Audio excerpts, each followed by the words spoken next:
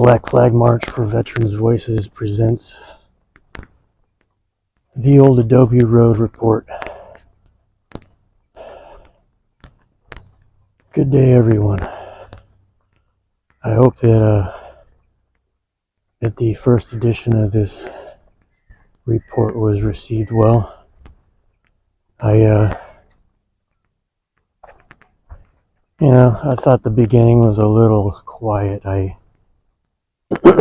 I forgot to toy with the volume levels before I published, so it was a little weird. By the time I engaged traffic, I was kind of on a roll, so I was a little louder,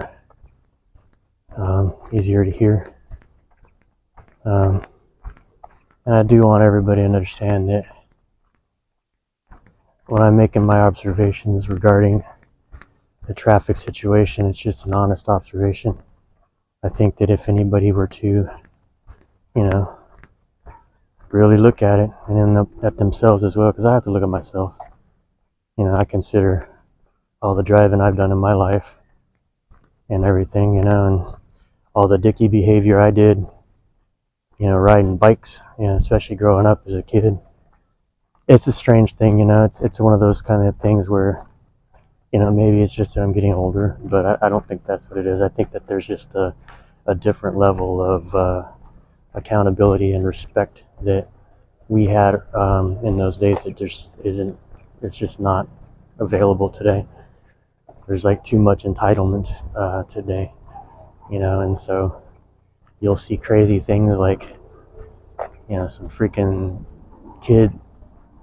teenage kid, this is in Santa Rosa, it happens a bunch of times, super busy road, some kid freaking pop a wheelie along the side of it and then just coast on into the middle of the lane and just pop a wheelie right, and just hold it and just stay right there in the middle of traffic. It's like, are you serious, kid? Like, honestly, why aren't the parents of that child getting a huge fat ticket? That kid should be arrested, and then the parent should be getting a huge ticket, because that just it's not okay, for that kind of liability to be forced upon, just somebody just trying to drive by, and it is, because I go back to the idea of the bike lobby. The people on bikes, they can pretty much just push their weight around no matter where, and it's not everybody, but I'm not pointing at that guy specifically, but and it's one of those things. I think it's kind of like it's the shadow side of us. It's not to say that I'm better than anybody. You know what I mean? Like, if you listen to what Dr. Peterson has to say, that guy, he'll talk about the shadow. He'll let you know that it has been within all of us to do stuff like what we as a world had to unfortunately witness with what happened in World War II, with all that, and then just everything else in the world. You see all kinds of just oddball stuff that happens. It's like just horrible acts against humanity, and it seems to be like normal everyday people that are doing it. It's like, what? It's like, that guy looks like my neighbor, And today, it's like, you look at, this is something that's been blowing my mind more and more. It's like, there used to be a criminal element in our society, and it was pretty obvious, and I think now, because our rules have changed so much where they favor criminals, you're starting to see more everyday, what you would call an everyday guy. Like, you see them on cameras, like they'll go in and they'll bum rush Walmart or something and steal like a whole shopping cart full of food, and everybody wants to justify it. They want to be like, yeah, well, they're hungry, therefore it's okay to steal. It's like, well, not really. I mean, there are resources out there. That's the thing about it, is like, you just actually have to humble yourself to go and search it out, and that's the reality. And it is a matter of humbleness, But no, these people would rather and go steal somebody else's property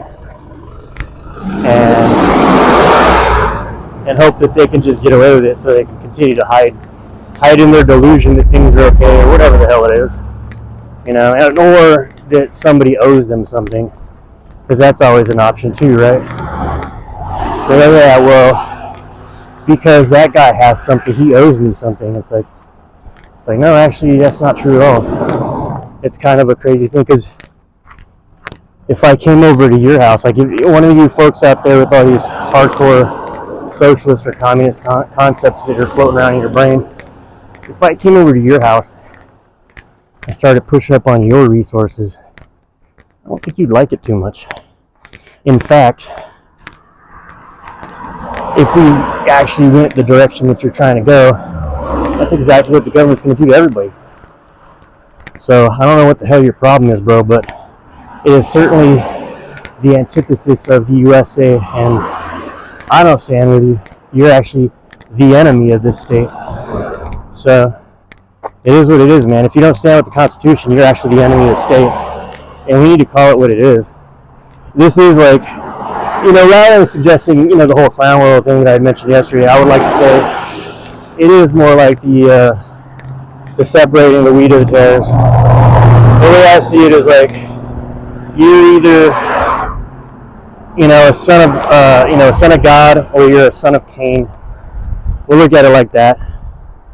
You're either a son of God or you're a son of Cain. And I put it that way because, son of God, you will actually be your brother's keeper. You will sacrifice to help somebody else. You will do these things. And it talks about it in the Bible. It talks about the Good Samaritan and stuff like that.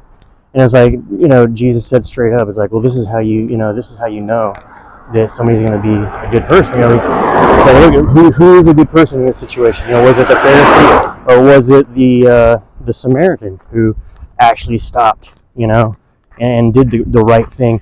And I would say he went way above and beyond, that anybody else would be, maybe, in that story, which it's hard to say, I think, because the culture at the time. So it's like, there weren't really any hospitals. And so the reality is, like, if that's how you were brought up, it's like, you see somebody in those kinds, you're hoping that kind of goodness comes back to you, because honestly, to be left out in a ditch to die and people just walk on by, that sounds so familiar.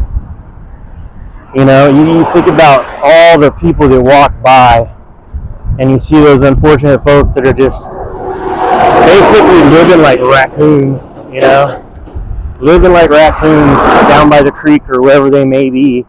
And it's sad and it's pathetic. And, because we are trying to ignore it, we actually allow these folks to wallow in it, and so it just gets worse.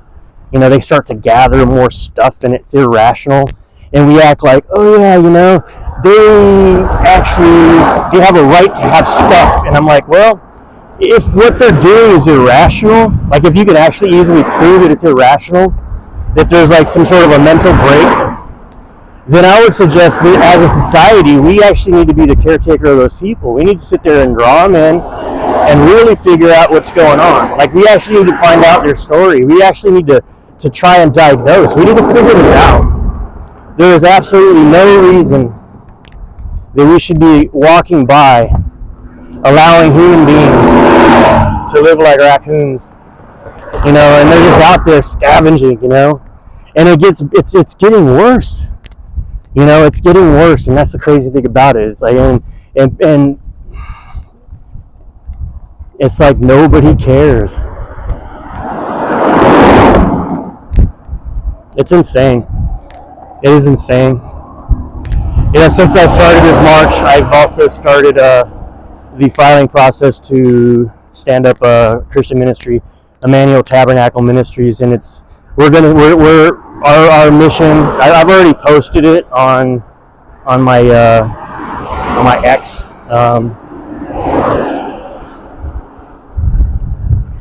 The mission statement, and I'm going to repost it today. I'm going to repost the mission statement today for Emmanuel Tabernacle, because so it's a matter of filing right now, and it's already being filed. I just need to review some papers. I need to sign some stuff and send it off and make a payment, and that's going to be pending. Money's coming in. I'm self-funding all this, everything, so it is what it is. So that's going to be off until next week probably. But after everything is submitted in, it's only going to be a couple weeks after that.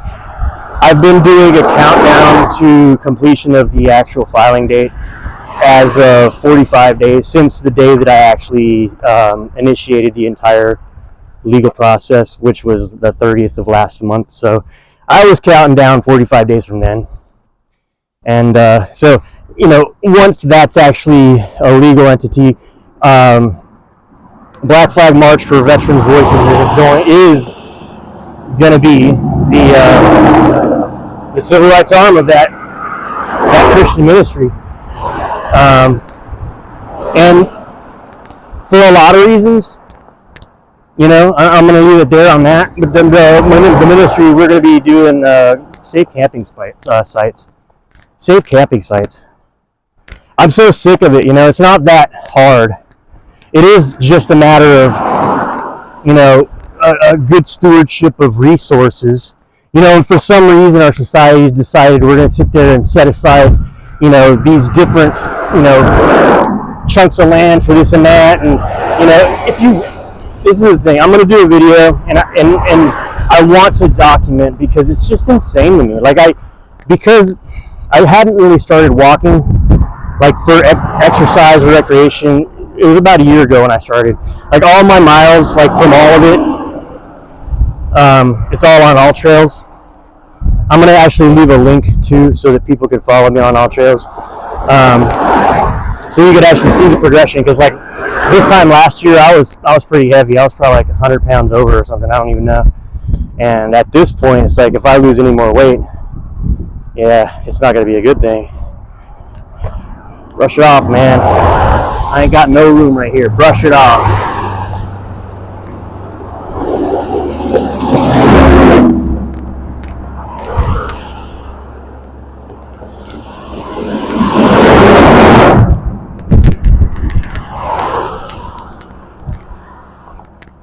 Excuse me.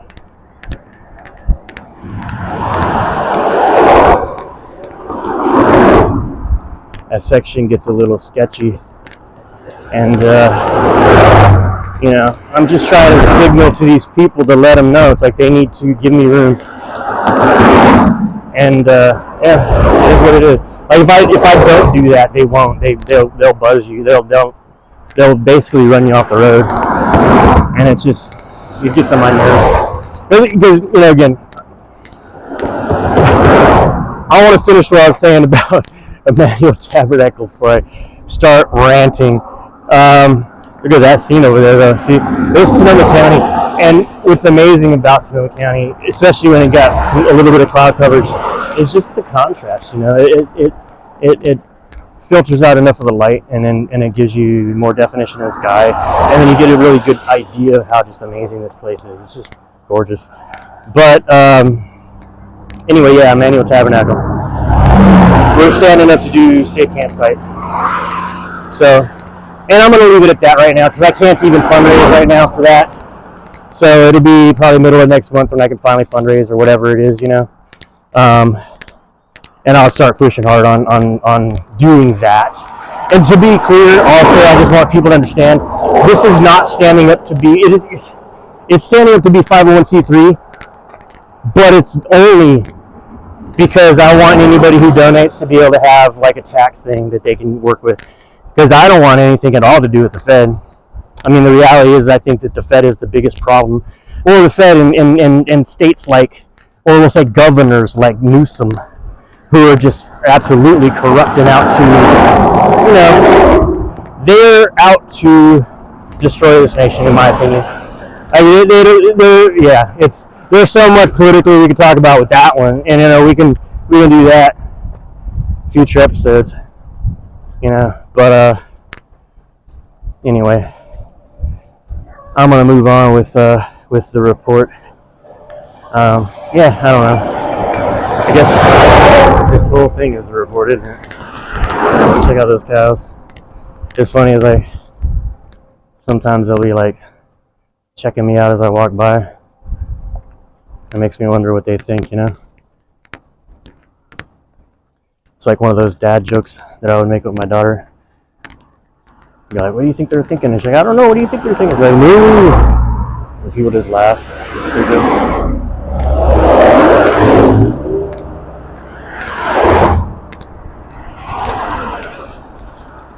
I don't know. I'm just tired. It's kind of hard to believe that a week ago I was at 1100. I think. I'm losing track of days. This march has been going on. I think I'm at like day 60. I'll have to look at it. I think it was yeah. I think last Saturday I think it was 57 days. So I don't know. It's today Tuesday.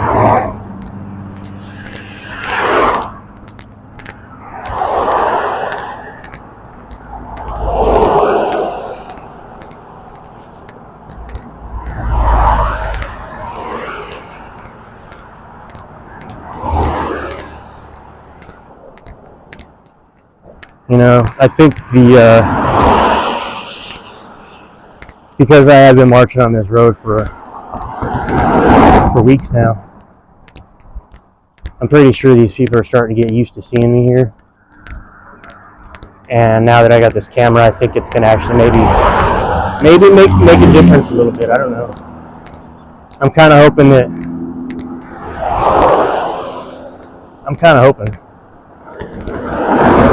I mean, even for myself, you know. I mean, it's a strange thing. Like I have a theory, you know, and it's based on my experience with, you know, coming back to being an avid walker. We'll say, going out and just going for a walk, you know. And I was just thinking about it. And I was like, man, you know, when I was a kid, I never had any extra weight. I was always super fit. It's because I was always either walking somewhere or running somewhere. And it was only after I had like daily access to a car that I started gaining any weight at all. And that just kind of struck me, you know. And then it ended up being like a years thing. Like the only time that I would actually go walk was when it was related to work, you know. So you walk around work and, you know, whatever that is. And then when you get home, you know, you walk to your car, you walk to the store, you know, in and out. Then you walk home and that's it. You know, you're not really walking anywhere. You know, you might walk like a quarter mile a day or something, you know. And that was it for years. I mean, other than what I was doing in the military, and even that as a job, it's like, you know, you do what you do, but it still isn't like, I mean, that's where I found more balance, like because of the training, you know. And outside of that, though, again, it's like outside of like some sort of a job that's going to cause you to actually get out there and be physical, like it's so much a part of our culture to not walk. And that was something that I thought was cool about Germany, was that they have a Volksmarch culture where, you know, maybe once a week or a couple times a month or whatever it may be, you know, I guess it kind of depends on the region or the town or whatever, but they arrange, you know, I think people know what a Volksmarch is, but it's basically you walk around, you know, for a distance, whatever it may be. I think the last one I did was, I think it was like, I don't know, like 12 miles or something. But it was in Germany, so they did it, you know, in the K or whatever. So I can't remember what K it was. But it was the first time that I actually took on any kind of an endurance challenge, other than, you know, what they force you to do in the Army, which isn't that big of a deal. You know, like running 2 miles isn't like a big deal at all. You know, and whatever marching that you do, it's not that big of a deal. You know, I mean, you're carrying more weight, but as far as the distance goes, it's like whatever. Like honestly, like I feel like right now I could challenge the freaking what's that big one at the Marines? Because on day one of this march, I did 42 miles. On day one, I did 42 miles. On day two, I did 38. On day three, I did 38. So I was killing it my first week. You know what I'm saying? And I think it's the with that Marine one, it's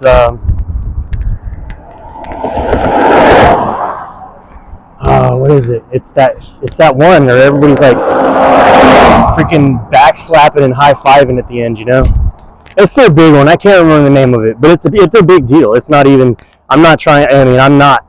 I had to look it up because after I did all those miles in the early part of this March, I was like, what is going on here? This is crazy.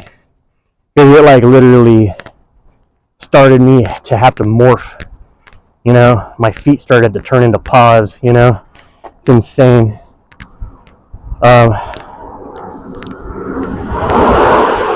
Yeah, 42 miles that first day. Oh my goodness.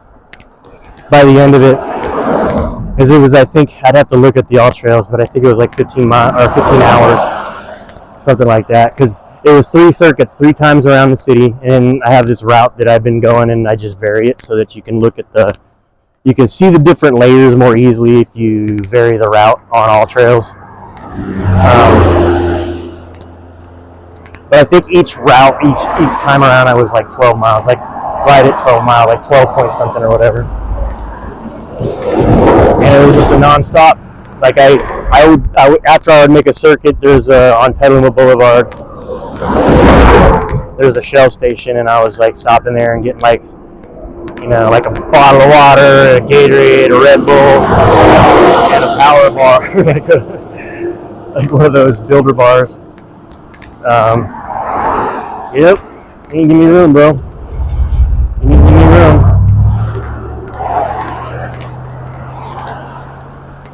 So those days were like brutal. And what's funny about it too is like, because it was so early in the March, I was foolish enough to think that putting up big numbers on the board was going to sit there and help me to gain visibility quicker. And so I was really pushing it hard. Like the first 12 days, I was doing those multiples, and I was just destroying myself. So, and there was like 2 of those days. Like 2 of those days, I think, was the battery wouldn't work. Like it was, I could only make it around 2 times. And then it was basically, it was interesting. It was like the first like going into the Sabbath, it happened that day, like, because I went and marched on the Sabbath. It happened again, so I only did like 2 circuits on that day, and then it was basically the final day, and so I guess it was like 9. I think I did 9 that had actually 3, and then 3 that was 2 or something like that. I don't know, something. I'll have to look at the data again. It's been so many days ago, it's hard to remember. But yeah, it was brutal. That first day though. Oh man!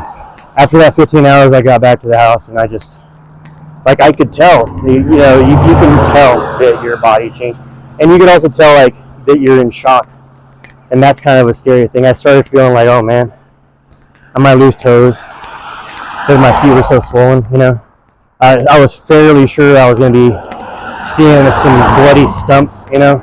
Because I just felt like that's what was going on when I was walking. Like every step that I took was basically pain. And so I don't know, I mean, definitely going into the 3rd circuit, it was all a spirit walk. It was all a spirit walk. There's no way that I could have been, there's no way I had the strength to be able to do that. It was just insane. And then every day after that, like again, that first day was a complete max out for me. I was done. 42 miles, and I still think about that, and I'm just like, man, that's crazy. I kind of cringe to it because I remember how it made me feel, to where it was like, again, it was like weird shock symptoms, you know. I was like, it was like nausea and all kinds of weird stuff. My body was just going through it like for the first 3 days, and then somehow, you know, I say the grace of God and just the fact that God made me a medic. And so early that same night, you know, because I got back to the house and I was scared. I was like, oh man, I don't want to look at my feet, because I thought they were just going to be completely destroyed, and they were absolutely destroyed.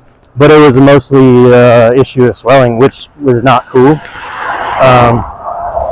But I went ahead and just, again, I got training, so I just started to be my own medic and started to just do what I know how to do and take care of myself, and try to just stay in that mode and just stay in, all right, we're in combat mode, we need to keep this moving forward.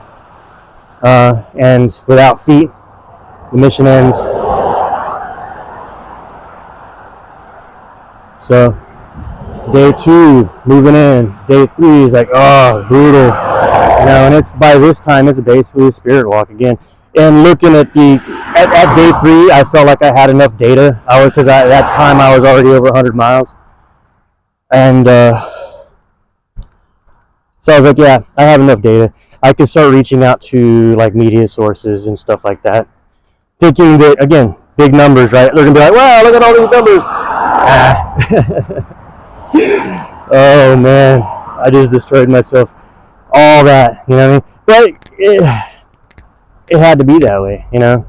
Like, I think anybody in my position, like, if you're going to go out there and you're like, you know what, I'm going to do this march. And if you look at the first day map, you can tell, like, I left the house and I wasn't sure. Like, it was the day, again, the day before the company that I'm contesting over all this stuff that caused Black Flag, they basically tried to weaponize the police.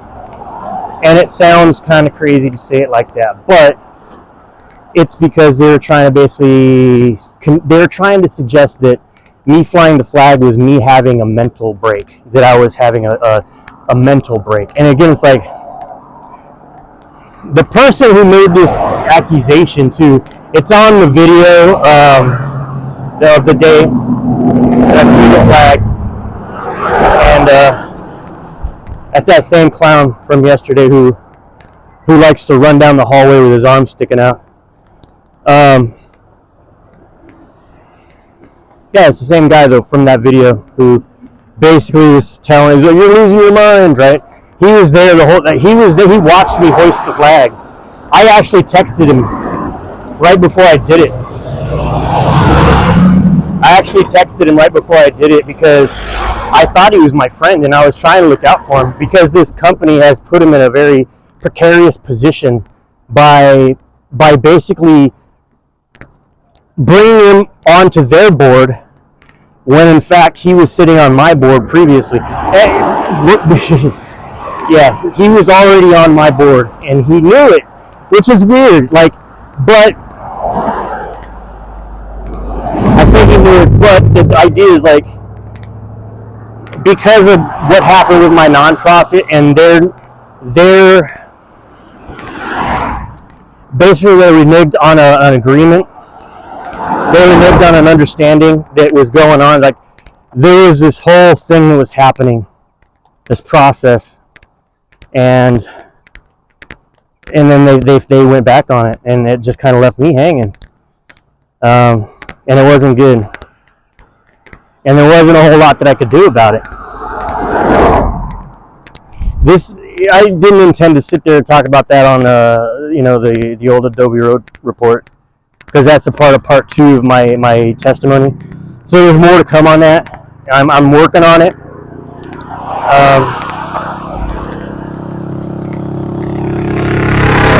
So I'm going to leave that there.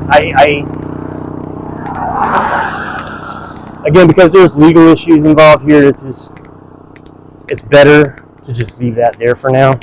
Because I'm not trying to sit there and, throw anybody under the bus. I'm just not letting anybody throw me under the bus, basically what's going on right now. I'm just not allowing that to happen. Because that's what they're trying to do. And in my first video,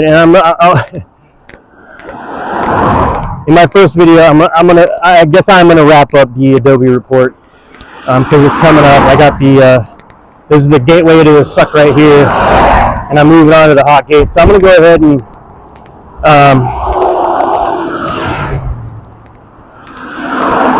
wrap this up, because I am having a tendency to start to talk about something that isn't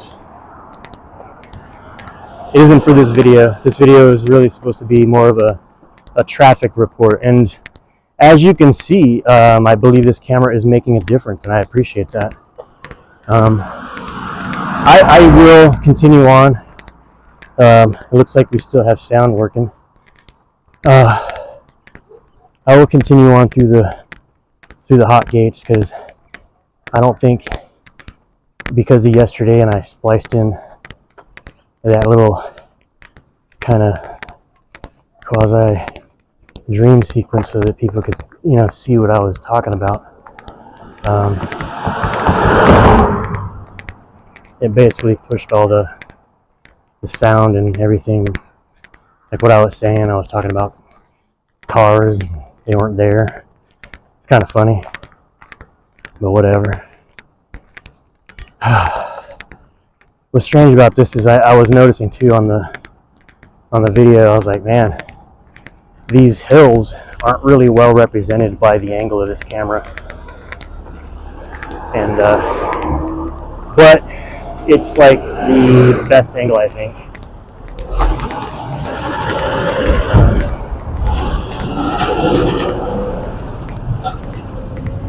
At least in theory.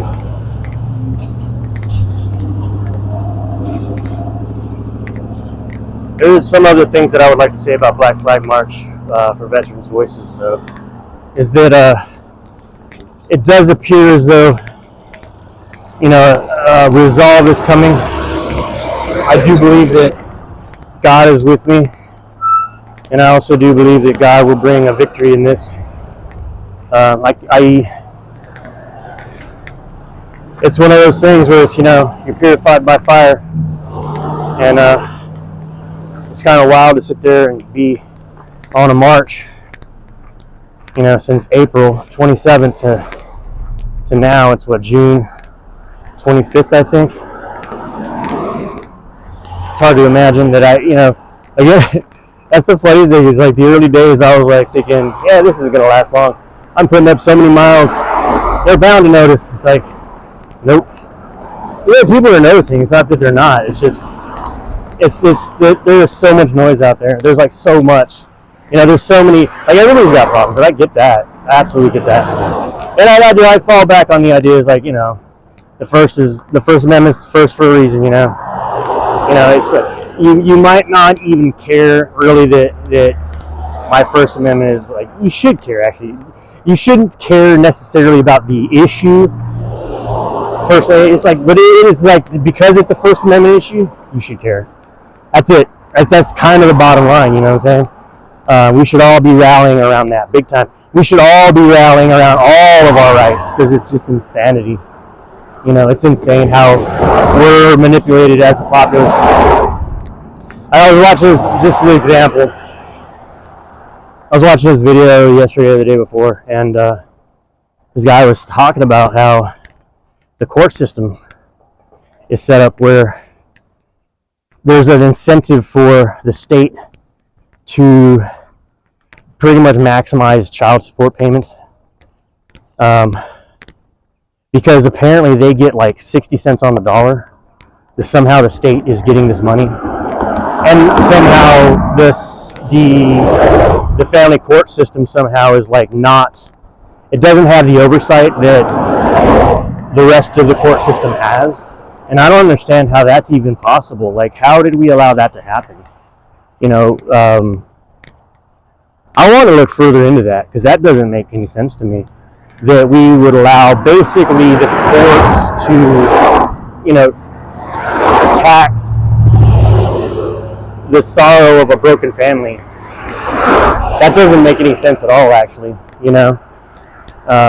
This divorce is freaking horrible. That's one of the worst things that can happen to a person. I went through it personally. Like, I was married, had kids, then ended up in a divorce. And then as a kid too, it's like, that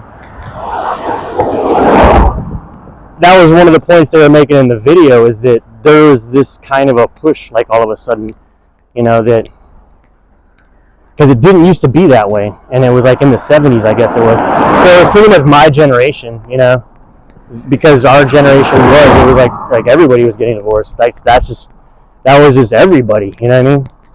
And nowadays, I don't even know if people are getting married anymore, to tell you the truth. I keep hearing about it. And it's like, yeah, my daughter's talking about it. I'm like, it's like, hey, more power to you. I hope You know, I hope it's a good one. I do hope. Man, look at this place. Gotta look over there. Wow. That is, you know, despite all the insane traffic out here. See, I'm a meander right here. I can meander. It's all good.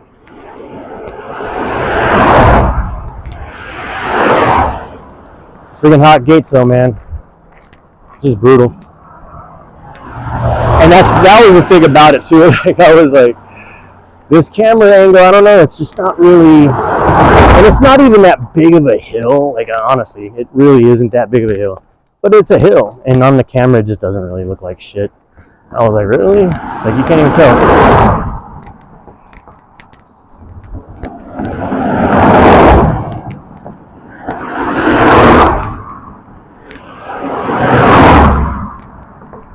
I definitely need to get some different camera equipment though, like something better than what's going on here, because I'm struggling with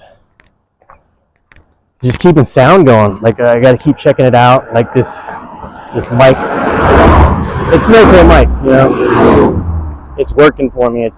Actually it's the best mic that I've had. Like I've gone through iterations, you know. It's like making